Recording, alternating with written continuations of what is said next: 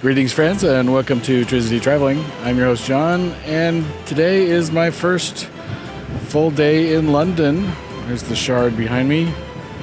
And in a unique turn of events, I've scheduled a trip not in London today. I'll be headed down to Dover, Canterbury Cathedral, and seeing the White Cliffs of Dover. I made my way via the underground to the pickup point here at bus stop R at Tooley Street. And we'll be picked up here in about 10 minutes. We'll be getting on the bus. Gonna be all day on the bus, I think. It's not the best thing, but it is what it is. So here we go. As I settle into my seat, please take this opportunity to like, comment. And for those of you that are already subscribed, thanks for that. Feel free to share with your friends. It turns out that the bus was very much like an airliner. Footrest, small tray table, USB power ports, overhead vents and lights, and not shown, a second level bathroom. All the comforts of home on a bus or something. But we're now about to cross over one of the symbols of London, which is Tower Bridge. Tower Bridge is a bascule bridge, which means, bascule is French for seesaw. It means it opens in the centre. And that's because this was part of the Port of London, the largest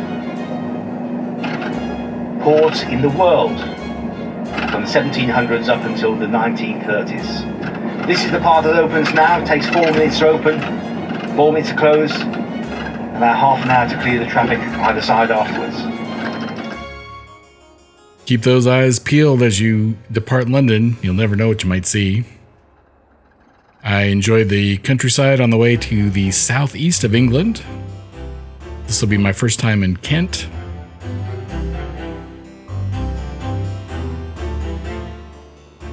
Dover is a port that takes many of those lorries that you saw there off to Europe.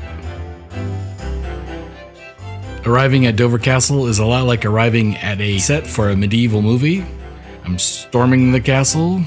Dover Castle has been used as a military outpost during the World Wars. On a clear day, they say you can see France. Not today. There are several gun emplacements on the grounds, as well as an active church, and a Roman lighthouse.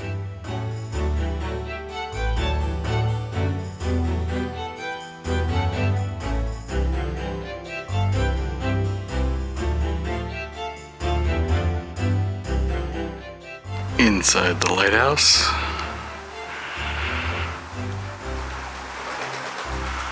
burbs.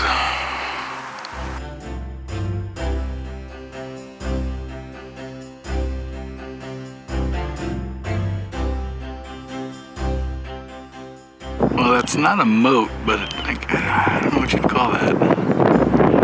That's a gap that bad guys would have to cross to get to the good guys. Or vice versa. Basically, if you storm the castle, you gotta get over that somehow.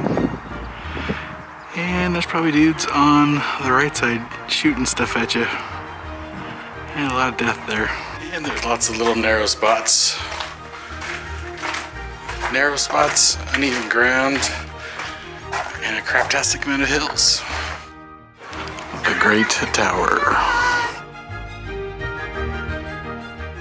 Is this where they filmed my Python Holy Grail? With the French up at the top. I'm gonna have to rewatch that. I think they might have. So I've made it to the top of Dover Castle.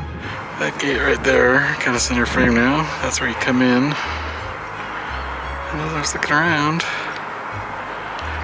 like those are funny looking rocks.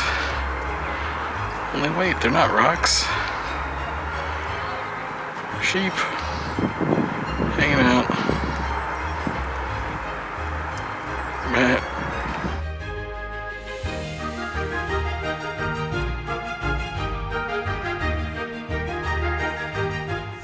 Dover Castle includes a small cafeteria where I was delighted to find a prepackaged gluten-free sandwich.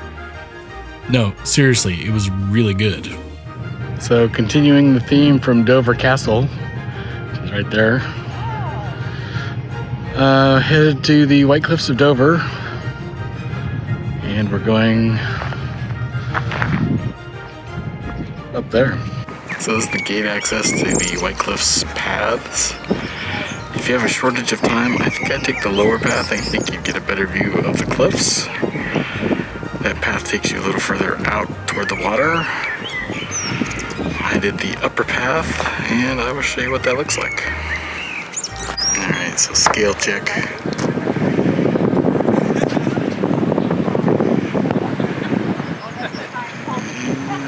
They're big.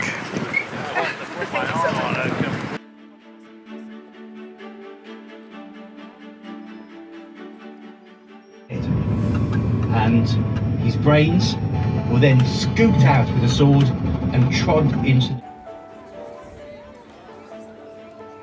It's about an hour drive from the Cliffs of Dover and Dover Castle to Canterbury by bus. The rest on the bus was very welcome. As we arrived in Canterbury, they park at the bus park, and you get to walk about a half mile to the cathedral. As with all cathedrals, very stunning, and of course, lots of entombed dead dudes. If you don't like dead dudes, don't go to a cathedral, even though they are very magnificent and awe-inspiring.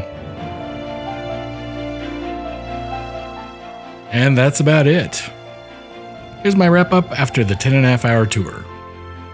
Well, wrap up today. It's been quite a long day. As I said, at the Dover Castle, and this continues the theme for the day. Uneven or bumpy or hills, if that's not your thing, don't do the Canterbury Dover Castle White Cliffs tour. It'll kill you. I checked my watch now. I've got, by the way, I'm by the car park waiting for the bus. Checked my watch, and 6.34 miles today. So that's more than I normally walk in a given day. Dover Castle was my favorite. I want to check. I will check, and I'll put it here below. But I think that might be where they filmed part of the Monty Python and the Holy Grail.